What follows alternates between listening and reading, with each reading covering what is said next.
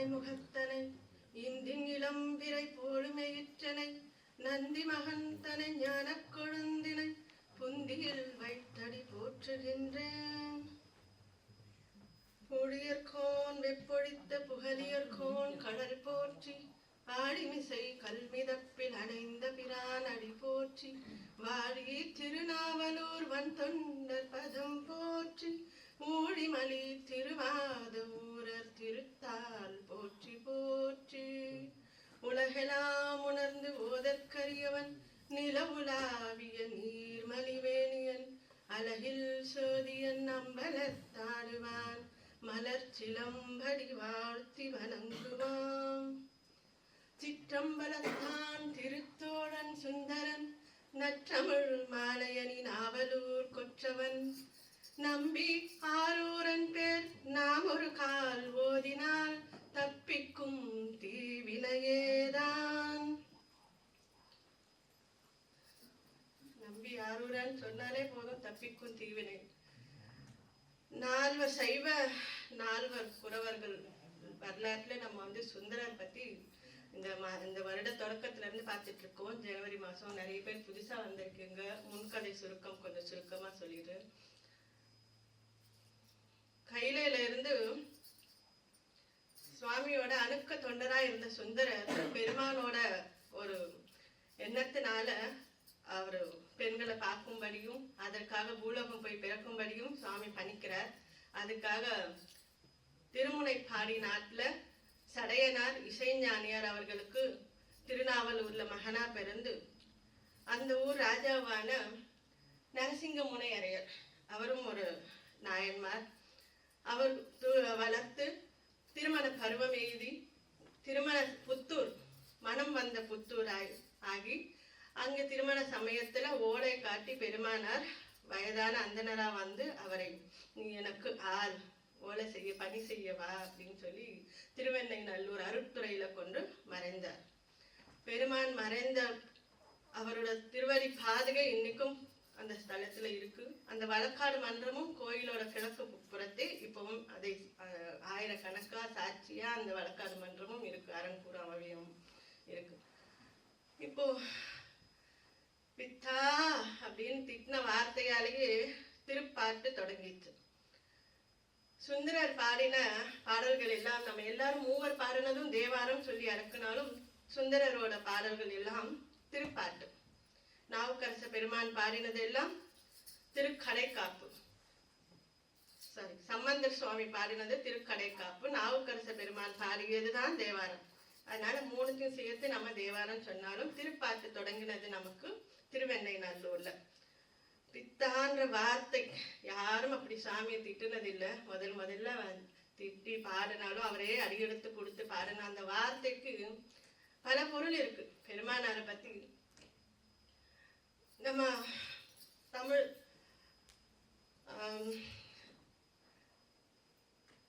அகிலாண்டேஸ்வரி அகிலாண்டேஸ்வரி பத்தி திருவானைக்காவல்ல பாடி இருக்கும் போது நம்ம தமிழ் வல்லல் உவே சுவாமிநாதர் அவங்க பாடும்போதும் பெருமான மீனாட்சி சுந்தரம் பிள்ளை அவர் பாடும்போதும் சொல்லார், அம்மா அகிலாண்டேஸ்வரி உன் கணவரை சுந்தர பித்தான் திட்டினது ரொம்ப சரி, ஏன்பா அப்படி சொல்ற அப்படின்னு அம்மா கேட்ட. தண்ணியில விழுந்தா 3 முறை தான் பொறுப்பா கங்கை. 3 தடவை பொறுக்கிற கங்கையை தூக்கி தலையில வச்சுட்டு இருக்காரு. எவ்வளோ தப்பு பண்ணாலும் அம்மாவா இருந்து 1000 முறை தப்பு பண்ணாலும் எங்களை ஆற தழுவி எடுத்துக்கிற அம்மா அகிலாண்டேஸ்வரி உனக்கு இடது பாகம் தானே கொடுத்தாரு. அந்த ஆளு பைத்தியக்காரங்க. சரியாதான் சொன்னார் சுந்தரன். இப்படி ஒருத்தரும் இன்னொன்னு, யாராவது மன்னிப்புன்னு சொல்லி கால்ல விழுந்தா சந்திரன் அவன் பண்ண பிழைக்கு அவனுக்கு கிடைச்ச சாபத்தினால தேர்ந்து சுவாமியோட பாதத்துல விழுந்து அவனை தூக்கி தலையில வச்சுக்க. அவங்களுக்கு ஏதாவது பொருள் கொடுப்பாங்க, உதவி பண்ணுவாங்க, செய்வாங்க. ஆனா தூக்கி தலையிலயா வைப்பாரு அவர். பாரு உங்க வீட்டுக்கார பித்தன் அப்படின்னு அப்படி ஒரு வார்த்தை. எல்லாரும் தூக்கி போடுற பொருள் எல்லாம் தூக்கி அலங்காரமா போட்டு திரிவார். இப்படி அந்த பித்தான்ற வார்த்தைக்கு பல பேர் பல விதத்துல அதை போற்றி சுந்தரர் சொன்னார் நமக்கு பதிவு பண்ணியிருந்தாலும், இப்போ சுந்தரர் உனக்கு ஆள் அல்லே நீ எனலாமே, உனக்கு ஆள் இல்லாம நான் யாரு ஓலை காட்டி நீ கூப்பிடணும்னு அவசியம் இல்லை, நான் ஆள் தான் அடிமை அப்படின்னு சொல்லி கிளம்பினவர் ருத்ராட்சம் விபூதி காவியோட தரிச்சு அவர் இப்ப இருக்கிற அந்த கல்யாண கோலத்துல இல்லை, அவர் தவ நெறி வேண்டி முதல்ல திருத்துறையூர் ஊரா கிளம்பிட்டாரு. இப்போ நம்ம வந்து அந்த கல்யாண இடத்துல அப்படியே நின்றுட்டோன்னா அதை விடாம பதிவு பண்றாரு நமக்கு சேக்கிழார் பெருமான். அந்த பொண்ணு சடங்கவி சிவாச்சாரியார் மகள் திருமணத்துக்கு ரெடியா இருந்தால அந்த பொண்ணு சுந்தரரையே நினைச்சு பல காலம் வாழ்ந்து சிவமாம் பதவி எளிமையாய் பெற்றார் அவங்க. அதுக்கப்புறம் ஒரு பெரியவங்க சபையில ஒரு நீதி வழங்கி முடிச்சாச்சுன்னா அதை எதிர்த்து இப்ப நரசிங்க முனையராரும் சரி யாரும் அதுக்கு சரின்னு சொல்லிட்டு எல்லாருமே விட்டுட்டு போயாச்சு. இப்ப இவர் ஊரா சுவாமிக்காக பாடுறதுக்காக கிளம்பிட்டார். தவநெறி வேண்டி ஐயா உன்னை வேண்டி கேட்கொள்வேன் தவநெறியே அப்படின்னு தான் கேட்கிறாரு இங்க திருத்துறையூர்ல. அதுக்கப்புறம் திருத்திணை நகர் அங்க சிவக்கொழுந்தினை சென்றடை மனனே அப்படின்னு பாட்டு பாடுறாரு. இது இப்படி பாடிக்கிட்டே போகும்போது தில்லைக்கு போகணும்னு நினைச்சிட்டு போயிட்டு இருக்காரு. நமக்கு கோயில்னு சொன்னாலே வைஷ்ணவத்துல ஸ்ரீரங்கமும் சைவத்துல கோயில் சொன்னா தில்லை தான். தில்லைக்கு போகணும்னு நினைச்சிட்டு போயிட்டு இருக்கிறாரு. இப்போ திருத்திணை நகர். அதுக்கப்புறம் நாவுக்கரச பெருமானை ஆட்கொண்ட திருவதிகை வீரட்டானம் அந்த ஸ்தலத்துக்கு வராரு. ஐயோ இது நாவுக்கரசு பெருமான் பிறந்து பெருமான் வந்து அந்த நந்தவன கைங்கரியம் அவங்க அக்கா தமக்கையார் ஆகிய திலகவதியார் அங்க நந்தவனம் கைங்கரியம் பண்ணிட்டு இருந்தாரு. நாவுக்கரசருக்கு சூளை கொடுத்து அந்த கோயில்ல இருக்கிற சுவாமி ஆட்கொண்டு கூற்றாயினவாறு விளக்ககலிர். இப்ப நம்ம குரூப்ல தம்பி தேவாரம் போஸ்ட் பண்ணிட்டு இருக்காங்க. இந்த பதிகம் முதல் தேவாரம் கூற்றாயினவாறு விளக்ககலிர் அப்படின்ற பதிகமும் பாடிய திருவதிகை வீரட்டானத்தை நினைச்சு அப்படிப்பட்ட தலத்துல நாவுக்கரசர் வாழ்ந்த தலத்துல நம்ம கால் அடி படக்கூடாது அப்படின்னு ஊர் எல்லையில இருக்கிற சித்தவட மடம் அப்படின்ற மடத்துல அன்னைக்கு ராத்திரி நம்பியாரூரர் தங்குறார். அவரு ரொம்ப அசதியில இப்ப அவருக்கு ரொம்ப பரிவாரம் எல்லாம் இல்லை. அவர் தனியா வந்திருக்காரு, படுத்திருக்காரு அந்த மடத்துல ராத்திரி. கொஞ்ச காலம் ஆனப்போ நல்லா தூக்கம், ஆழ்ந்து 12 மணி இருக்கும். நல்லா தூங்கிட்டு இருக்கும்போது தலையில சடார்னு 2 காலும் இருக்கிறார். யாராவது எந்திரிச்சு பார்த்தா ஒரு வயசானவர் படுத்துட்டு இருக்காரு. அவரு தலையில கால் படுற மாதிரி படுத்திருக்காரு. இதை யார் எடிச்சுங்க அப்படின்னு திரும்பி பார்த்ததுக்கு அப்புறம் இல்ல நான் ஏதோ மூப்பால தெரியாம பட்டிருக்கோம், நீங்க பொறுத்துருங்க அப்படின்னு சொல்லிட்டு சரி அந்த இடத்த விட்டு வேற இடம் போய் நகர்ந்து படுத்துக்கிறார். இன்னும் கொஞ்ச காலம் போக விட்டார். நல்லா ஆழ்ந்து தூங்க விட்டுட்டு 2 மணியா இருக்கும். இப்ப திரும்ப அதே மாதிரி தலையில நங்குன்னு இடிப்படுது. இப்ப யார் ஆயிடுச்சுன்னா அதே அந்த அவன் அங்க எல்லாம் இருந்தாரு இந்த தாத்தா, இங்க எப்படி வந்தாரு? ஐயோ சரி இவர் ஒன்னும் சொல்லவும் முடிய மாட்டேன், இந்த வயசானவரா போயிட்டாரு அப்படின்னு சொல்லி இன்னொரு இடம் திரும்பி மறுபடியும் தூங்குறாரு. இப்போ நல்லா நச்சுன்னு தங்குன்னு 2 பாதமும் பதின மாதிரி எந்த பாதத்துக்காக மகாலும் மயனும் தேடின அந்த பாதத்தை வலியே வந்து திருவடி தீட்சை கொடுத்திருக்காரு பெருமான். முழிச்சு பார்த்து இன்னைக்கு என்ன பலகாலம் இடித்தவன் யாரு, இன்னைக்கு என்னை இப்படி இடிச்சிங்களே அப்படின்னு. சுந்தரா என்னை அறிந்திலையோ அப்படின்னு சொல்லி அந்த வயதானவர் மறைஞ்சிட்டார். என்னை அறிந்திலையோ அப்படின்னு கண்ணுல தண்ணி தார தாரியா ஊத்துது. ஐயோ பெருமானே அன்னைக்கு கல்யாண அரங்குல வந்தீங்க அப்பயும் உங்களை தெரியல, இப்பவும் எனக்கு தெரியாம போயிடுச்சு, என்னை மன்னிச்சிருங்க சுவாமி. ஐயோ என்னை தம்மானை அறியாத சாதியலும் உலரோ, என்னோட தலைவன் யாரோ அவனை தெரிஞ்சுக்காத ஒரு சாதியினரும் இருக்க முடியுமா? அதோ இருக்கேன் நான் இருக்கனே அப்படின்ட்டு பாடுறாரு அந்த பதிகம். பாடி அழுது இப்படி வந்து என் மேல கருணையாப்பா, என்னை வந்து ஆட்கொண்டுகிறேன், இன்னும் தில்லைக்கு போகணும் இன்னும் வேகமா ஆர்வத்துல இன்னும் அடுத்து கிளம்பி போறாரு. திருக்கழுமலம் வருது, சீர்காழி தோணிபுரம் சம்பந்த சுவாமி. இன்னைக்கு பிள்ளைங்க அழகா இன்னைக்கு ரொம்ப அதிசயமா என்னன்னா முதல் தேவாரம் எல்லா பாட்டும் இன்னைக்கு பதிவா இருக்கு. தோடுடைய செவ்வியன் குழந்தைங்க பாடுனாங்க சம்பந்தரோட முதல் பாட்டு. திருஞான சம்பந்தர் பிள்ளை பிறந்த ஊராச்சின்னு அந்த ஊர் எல்லையிலையும் கால் வைக்க மனம் இல்லாம ஊர் எல்லையில புறத்தே இருந்து கோயில ஊரையும் சுத்தி வந்துட்டு இருக்கும் போது கழுமலநாதர் அந்த கோபுரத்துல இருந்து நம்பியாரூருக்கு காட்சி தருகிறார். கண்டு கொண்டேன் கழுமல வர நகர்னேன் சுவாமிய அந்த ஒரு பதிகம் பாடுறார். இப்படி பாடிக்கிட்டே போகும்போது தில்லைய வந்து அடையிறாங்க. வடக்கு கோபுர வாசல் வழியா உள்ள நுழைகிறார் சுந்தரர். உள்ள நுழைஞ்சு பெருமானோட 5 புலன்களும் செய்கிற எல்லாவோட உறுப்புகளோட எல்லா இதுவும் கண்களே கொல்ல, நம்ம வந்து சுவாமிக்கு தீபாரதனை காட்டும்போது கண்ணு மூடல, அவர் கண்ணை திறந்து நல்லா அப்படி ஒரு சுந்தர வந்து சுவாமியோட ஆடல் வல்லால் பெருமானோட தரிசனத்தை அப்படி கண்ணார பார்த்து லயிச்சு உள்ள வச்சுக்கிட்டு அங்க அருமையா பதிகம் பாடுறார். நம்மளோட துரதிருஷ்டம் நமக்கு கிடைக்காத பதிகங்கள்ல அதுவும் ஒண்ணு. நம்ம தேடி பிடிச்ச தேவாரத்தில் அவர் பாடினது மொத்தம் 2 வருஷத்துல ஆட்கொண்டதுல இருந்து அவர் கைலைக்கு போனது வரைக்கும் 68,000 பாட்டு பாடியிருக்கார். ஆனா கிடைச்சது 1000 சொச்சம் பாடல்கள். அதே பாடுறோமான்னு தெரியாது. சிவா. அடுத்து தில்லைக்கு அப்புறம் இப்போ திருவாரூர் ஸ்தலம். இந்த பெரிய புராணம் முழுக்க பல ஸ்தலங்கள்ல பாடல்கள் நிறைய வந்தாலும் அதிகமா நமக்கு சுந்தரரோட வாழ்க்கையில நடக்கிறது திருவாரூர் ஸ்தலத்துலதான். திருவாரூரோட பெருமை கோவில் 5 வேலி, அதோட குளமான கமலாலய குளம் 5 வேலி, அந்த கோயிலுக்கு உண்டான நந்தவனம் 5 வேலி, எல்லாம் 5 5 5 வரும். இப்படி ரொம்ப பிரசித்தி பெற்ற திருவாரூர் தியாகராஜா.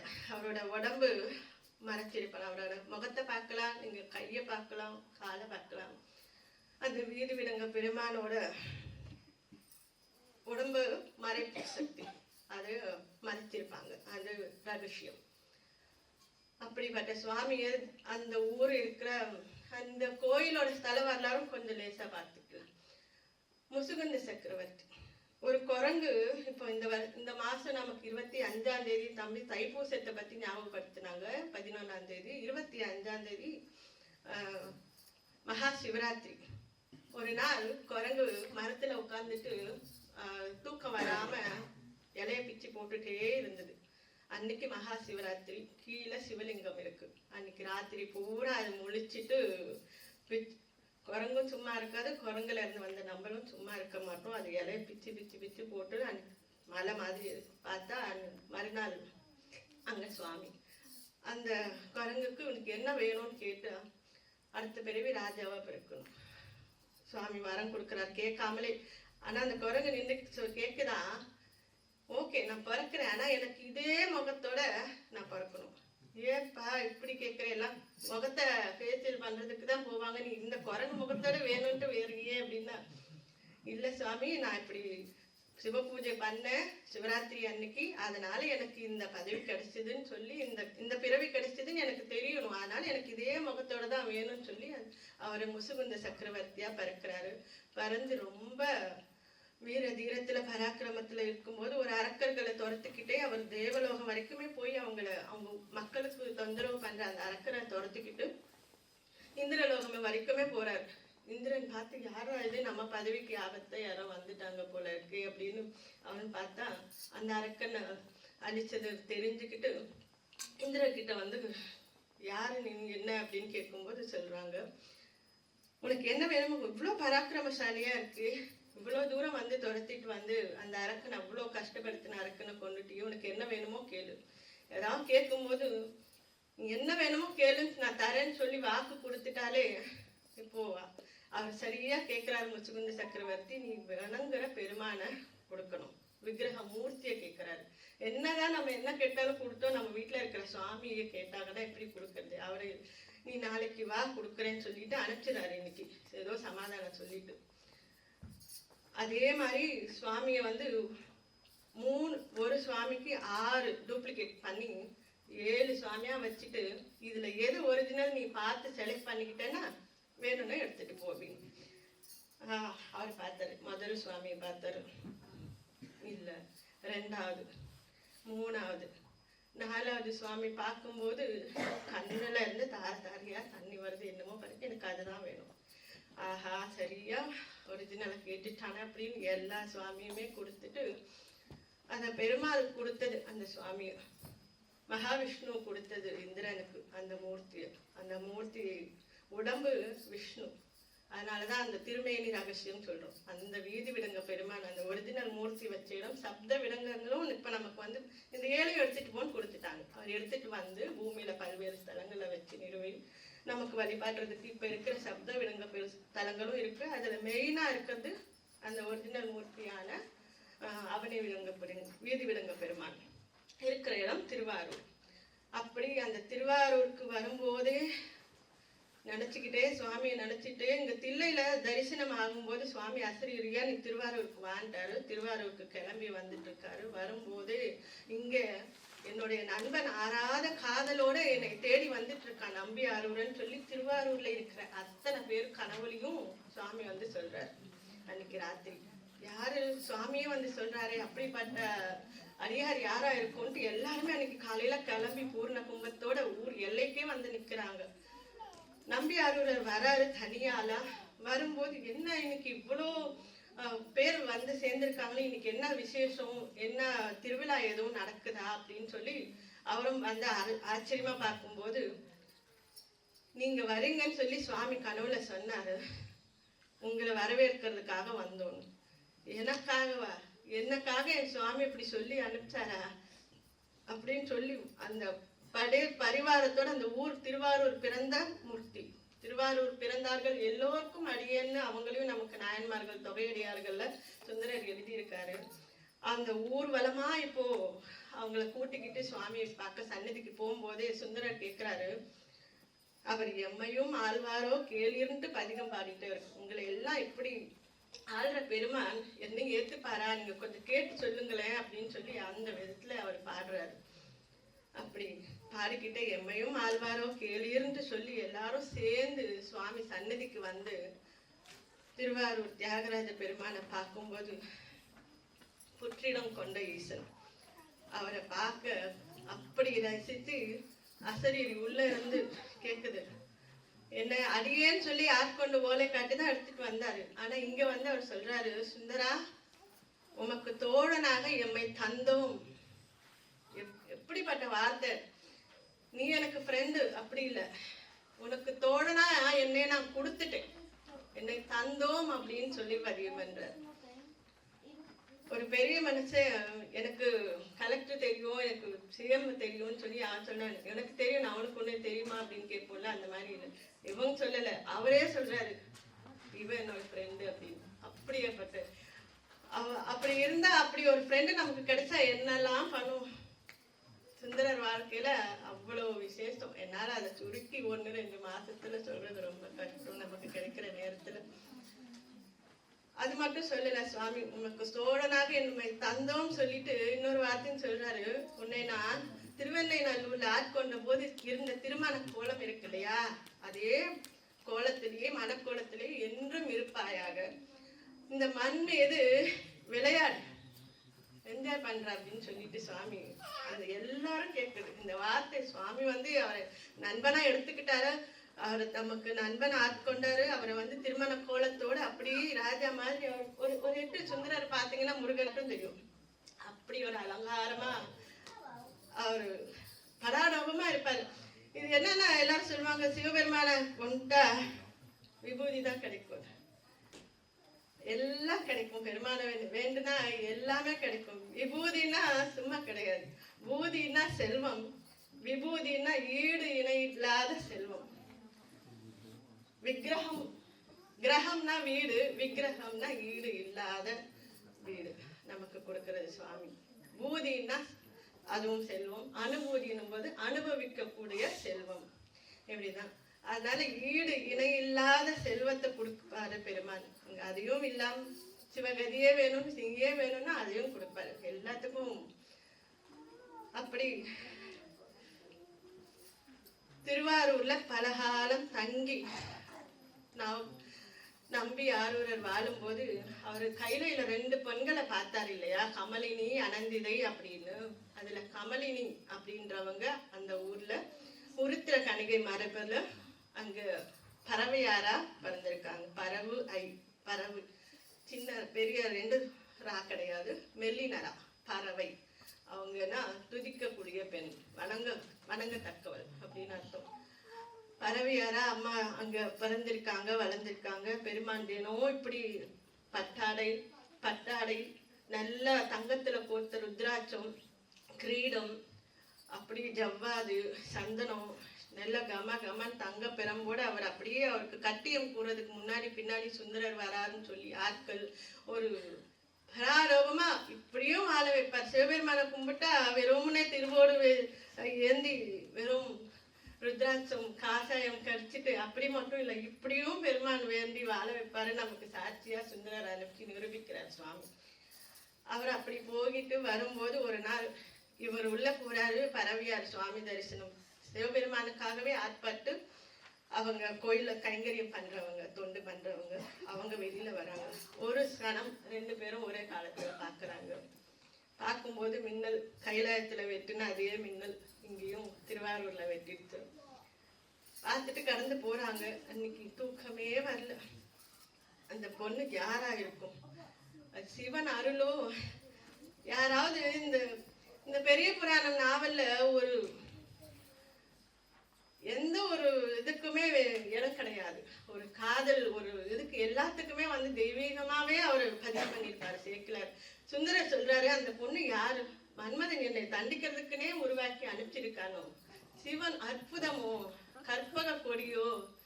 இந்திரலோகத்துல இருந்து அந்த கற்பக விருட்சத்துல ஒரு கிளையோ வந்துருச்சோ அப்படின்னு. அப்புறம் சிவன் அருளோ அப்படின்னு சிவபெருமான் கொடுத்தார். சிவன் அருள் தான், சிவன் அருளோ அப்படின்னு அந்த பொண்ணை நினைக்கிறேன். இங்க அந்த அம்மா அவரை பார்த்துட்டு போய் அவங்களுக்கும் தூக்கம் வரல. ஐயோ, பெருமானை தவிர நமக்கு எதுவும் தோணாத. இன்னைக்கு என்ன இப்படி மனசு கிளம்பு தடுக்குது? அவரை முன்னே எதிர் நின்ற அவன் முருகனும் அவங்களுக்கு எப்படி தெரியுது பாருங்க. முருகப்பெருமானும் அவரு ஏன் என் மனசு இப்படி அழைப்பாயுது? அன்னைக்கு 2 பேரும் அவங்க கிளந்து தவிக்கிறாங்க. இவரு பெருமான வழக்கம் போல ஃப்ரெண்டுன்னு சொல்லியாச்சு. என்ன வேணா அவரை எதுக்குனாலும் அவர்கிட்ட தான் கேட்கணும். கேட்டார். அன்னைக்கு சுவாமி, எனக்கு ரொம்ப அந்த பொண்ணு மேல மனம் போயிட்டு இருக்கு, எனக்கு அந்த பொண்ணை கல்யாணம் பண்ணி வைங்க அப்படின்னு பெருமானை வேண்டுறாரு. பெருமான் உடனே அன்னைக்கு ராத்திரியே எல்லாரோட கனவுலையும் அங்க போய் பறவையார்கிட்ட, அம்மா உனக்கு அவனே கல்யாணம் பண்ணிருக்கிறேன். இங்க எல்லார் கனவுலையும் மறுபடியும் போய் அவர் சொல்றாரு, என்னுடைய நண்பன் நம்பி ஆரூரனுக்கும் பறவையாருக்கும் நாளைக்கு காலையில திருமணம் பண்ணி வைக்கிறதுக்கு எல்லா ஏற்பாடு பண்ணுங்க. கனவு எல்லாம் பதறி அடிச்சு, காலையில கல்யாணம் எவ்வளவு வேலை இருக்கு, எல்லாம் கிளம்பி எனக்கு வந்துதான் எனக்கும் சுவாமி சொன்னாரா? ஆமா. எல்லாரும் கிளம்பி வேகமா வேலை. இவங்களுக்கு மட்டும் இல்ல, பத்திரிக்கைலாம் அடிக்கலாம். பொண்ணு மாப்பிள்ளைக்கும் சாமியா சொல்லிட்டாரு.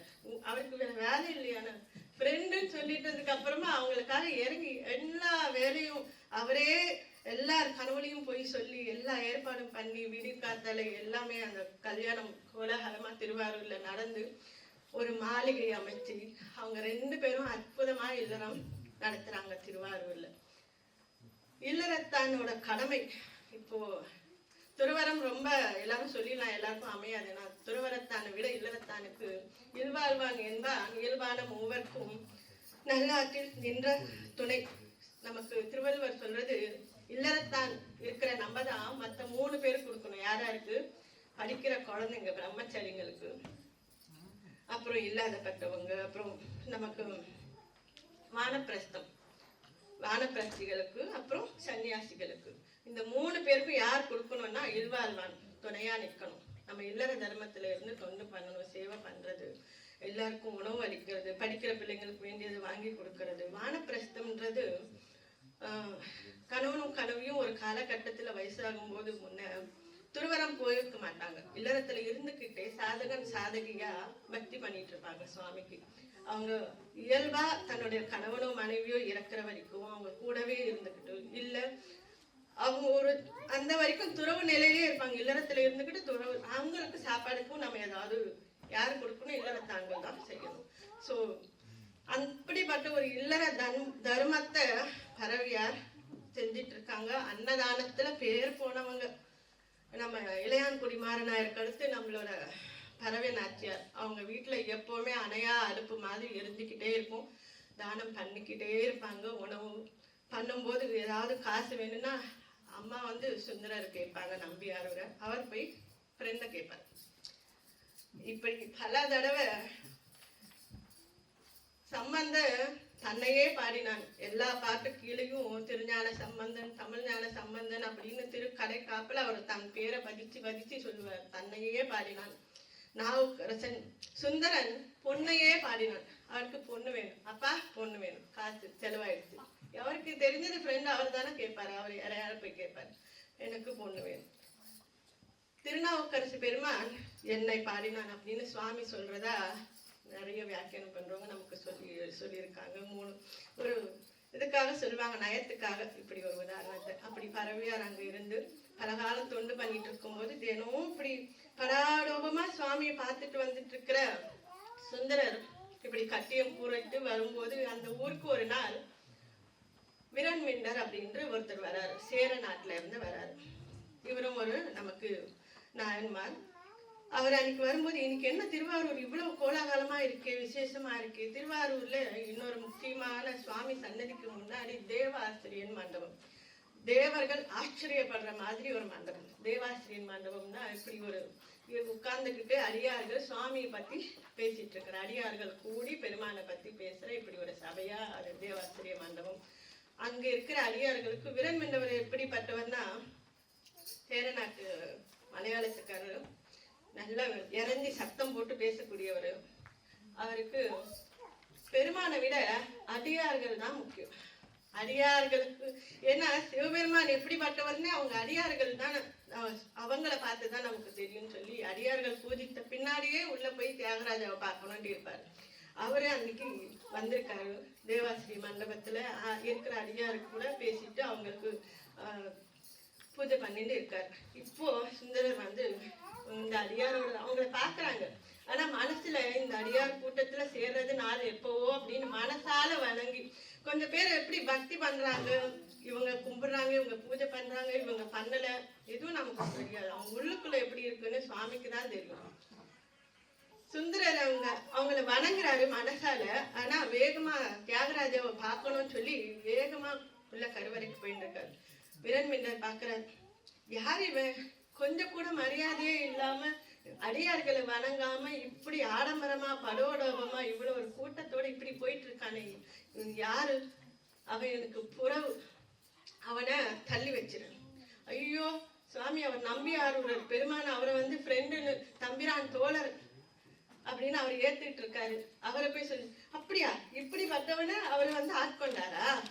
அப்போ சிவபெருமானும் புறவு, அண்ணன் தண்ணி யாரும் புழங்க கூடாதுன்னு சொல்லி தள்ளி வைக்கிற மாதிரி இப்படி ஒரு சமயத்துல வேற எங்கேயாவது இருக்குமான்னு எனக்கு வேற ஒரு சமயத்துல தெரியாது. நமக்கு இருக்கிற சுதந்திரம் சுவாமி, நீ அடியார கும்பல்லையா நீ ஒதுக்கி வை, உன்னே புறவு, உனக்கு அருள் பண்ணானா சிவபெருமான் அடியாருக்கு மரியாதை கொடுக்க தெரியாத உன்னைக்கும் அப்படின்னு சொல்லி அவரும் புறவு. இவரு இறஞ்சி பேசுறது சுந்தர காதல விழுந்துருச்சு. ஆளால வெட்டுனா கூட வலிக்காது, இப்படி ஒரு அடியார் நம்மள தள்ளி வச்சுட்டாரே அப்படின்னு ரொம்ப வருத்தத்தோட உள்ள போய் தியாகராஜ பெருமானை பாக்குறாரு. சுவாமியே அவர் என்ன சொன்னாரு, கேட்டது என்னையும் தான் திட்டினா, என்னையும் தான் ஒதுக்கி வச்சுட்டான் அப்படின்னு அவரும். இப்போ நீங்க என்ன சுவாமியே பண்றது, அடியார்கள் எப்படி பட்டவங்கன்னு சொல்லி சுவாமி அவர் வாயாலேயே சுந்தரருக்கு எடுத்து சொல்றார். பெருமையால் தம்மை ஒப்பார், பேணலால் என்னை பெற்றார். அவங்க பெருமைக்கு அவங்களுக்கு நிகர் வேற யாரும் இல்லை, அவங்களே தான். அப்படி பெருமையால் அப்படி ஓடும் பொண்ணும் ஒக்கவே நோக்குவார் அப்படின்னு ஏற்கனவே நம்ம பதிவு பண்ணியிருக்கோம் இல்லையா. ஓடும் திருவோடும் ஒண்ணுதான், தங்கமும் ஒண்ணுதான். சிவபெருமான் எது கொடுத்தாலும், சந்தோஷத்தை கொடுத்தாலும் பெருமான் கொடுத்தது, துக்கத்தை கொடுத்தாலும் நாம் பண்ண தப்பு, ஏதாவது ஒரு தவறு நடந்துச்சு, ஒரு நமக்கு கஷ்டம் வந்துச்சுன்னா நான் பண்ண தவறால எனக்கு வந்ததுன்னு நினைப்பாங்க. ஏதாவது ரொம்ப சந்தோஷம் இருந்துச்சுன்னா பெருமான் கிருபை. எப்படி சொல்லு, ஏதாவது உனக்கு வீடு பேர் தரேன், மோட்சத்தை தரேன், வேண்டாம் விரலின் வீடும் வேண்டாம் விரலின் விளங்கினார். அவங்களுக்கு மோட்சம் கூட வேணாம், அவங்களுக்கு கிட்ட இருந்து உனக்கு இப்படி பூஜை பண்ணிக்கிட்டே இருக்கேன் அப்படின்னு சொல்லி அந்த அடியார்கள் பெருமானையே வேண்டி அவங்களுக்காக உருகி உருகி உருகி இருக்கிற அந்த அடியார்களோட பெருமையை அவங்களோட என்னால சொல்ல முடியாதுன்னு சொல்லி சுவாமி சொல்லும்போது, இப்ப நான் என்ன பண்ணணும் சுவாமி, அவனை பாடிடு, நீ வணங்குனா கூட இருக்காது, பாடிட்டேன்னா எப்பத்திக்கும் இருக்கும். அவர் கையில அந்த 2 பெண்களை பார்த்து இப்படி தென்புறத்துக்கு தீதிலா தென்னகம் வாழ அவர் பிறக்கிறதுக்கு வந்த கடனை இந்த பாட்டு பாடுறதுக்குதான். இந்த 63 நாயன்மார்களுக்கும் நமக்கு வந்து திருத்தொண்ட தொகைய முதல்ல தன்னை பத்தி பாடும்போது ஒரு வார்த்தை தான் எடுத்து கொடுத்தாரு, பித்தான்னு சொல்லி பாடு. இங்க நான் அடியார் பத்தி நான் இப்படி சுவாமி பாடுறது அப்படின்னு தில்லை